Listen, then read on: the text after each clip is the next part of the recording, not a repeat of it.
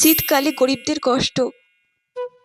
প্রিয়া, নাও সোয়েটারটা পরে নাও, তোমার তো ঠান্ডা লেগে যাবে না। নো মম, আমি আর ওই ওল্ড সোয়েটারগুলো আর পরবো না। আমাকে নিউ সোয়েটার এনে দাও, তবেই আমি সোয়েটার পরবো, নইলে পরবো না। আগের বছরের সব সোয়েটারগুলো আমি পরে টিউশনে যাই আর সবাই আমাকে দেখে হাসে।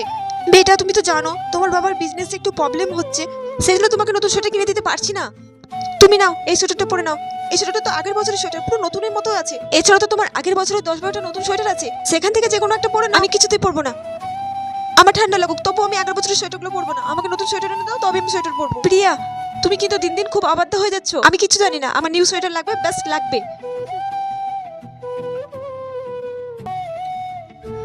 আরে মাধবী, তুই চলে এসেছিস কাজে? দিদিমণি, আজ আমি মেয়েটাকে সঙ্গে করে নিয়ে এসেছি। আসলে মেয়েটার আজকে স্কুলটা ছুটি, বাড়িতে একা থাকবে, তাই ভাবলাম নিয়ে যাই। ও ঘরের এক কোণে বসে থাকবে দিদিমণি, আমি কাজ হয়ে গেলে আবার ওকে নিয়ে চলে যাবো। কিরে টেপি, তুই ঠান্ডাতে কাঁপছিস কেন ওভাবে? তোর গায়ে সোয়েটার কই?